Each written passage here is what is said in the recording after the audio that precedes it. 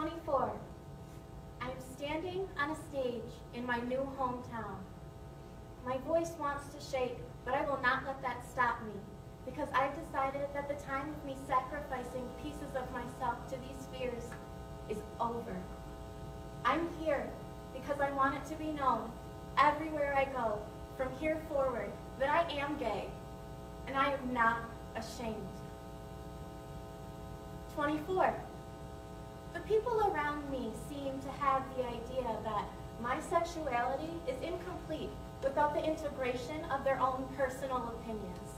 They tell me, I'm not convinced you're a real dipped and dyed lesbian. They tell me, you could meet the perfect man for you any day now. One of them says, if you ever decide to get over your fear of men, look me up. And another, you don't have to be good at sex, you're gay. They ask me questions that seem less like sincere curiosity and more like vehicles for their bias and disrespect. If you like girls that look like boys, why don't you just date a boy? Why would you want to date someone that has the same parts you already have? Hey Rachel, you know what movie all gay people should see? And so this is the choice you're making?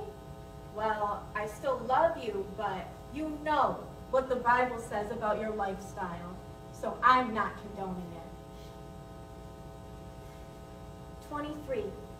I come out, and as the gravity of what I've just done sets in, I sit back and drink a bottle of soft parade alone. 23.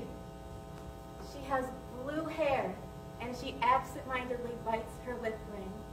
I am powerless to pry my eyes away from where she sits across from me at the little cafe table.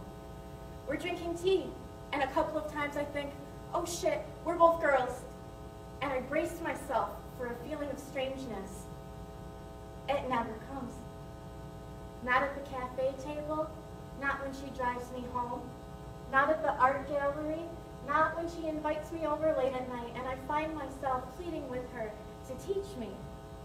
But she doesn't have to teach me. I already know. I realize now that I have always known. 20. I leave my house for the night without telling anyone why. I travel alone to an inner city apartment where I only know one person because he promises that tonight is going to be legendary. He is the only person on earth that I've admitted my curiosity to because I know he won't care. Half his friends are lesbians anyway. He says that he can set me up with one of them, that he can help orchestrate my first girl kiss. I'm nervous as hell, I drink too much, and I don't end up needing his help at all. The second the angel-faced blonde with the thick framed glasses walks through the door, she is all I see for the rest of the night. To my surprise and happiness, she reciprocates my tunnel vision, and after everyone else passes out drunk, we hold each other and kiss on the living room floor. I don't tell anyone back home what happened for a year. 18, senior year. My mom signs me out of school for a week because she sees an egregious sin in me and we have to get it out. We get into a van full of other God-fearing sinners and drive down to a church on a forested hill in Georgia where there is no cellular reception because this is the place that they perform modern-day exorcisms. They perform them by staring straight into my eyes and rebuking the demons that they see there. I cannot look away, I cannot smile, I cannot yawn, I cannot blink too much because the exorcists will perceive these as signs of demonic resistance and they will start the entire process over.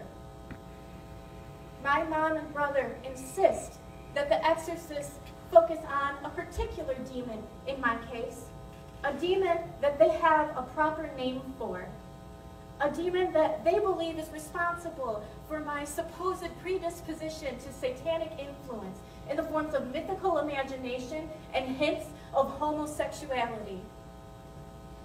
They exorcise my demons a couple of times a day, every day, for a week. I go back to school, and everyone else is excited about prom or spring break or something. I don't know. 17.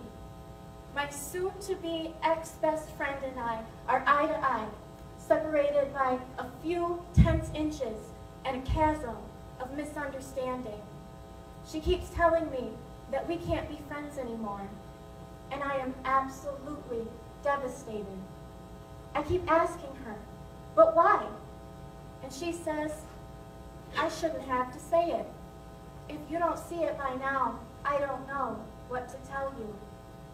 I am too heartbroken to think straight, and to that fact I attribute the startling impulse I have to close the gap between our faces and kiss her.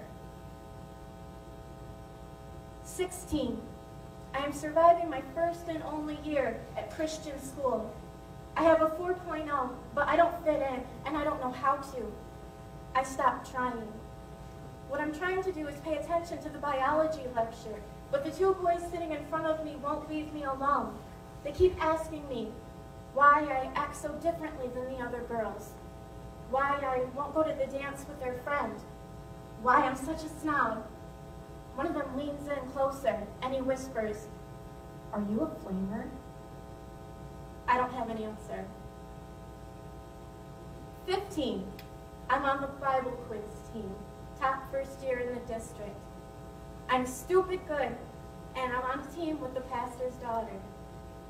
She is the kindest soul that I have ever met. I am convinced that she is grace personified, and oh my goodness, is she ever beautiful. I'm not sure if she's everything I want to be or everything I want to be around. I quit the team and avoid her altogether. She makes me feel different, and I'm afraid that the other kids can see that there's something wrong with me. The irony is brutal. She's practically an angel, but all I can see when I look at her is a spot reserved for me in hell. 5. I am running through the park with my entire family nearby. I am flying a kite with Jesus' face on it so that everyone can see how much I love him. I'm running as quickly as my legs will take me, staring up at his smiling face as it's crashing wildly above me, when all of a sudden, I'm not. I'm on the ground, wailing in pain, because I just crashed with reckless abandon. We get into the car, and I cry all the way home. I do not understand how Jesus could have watched me get hurt so badly.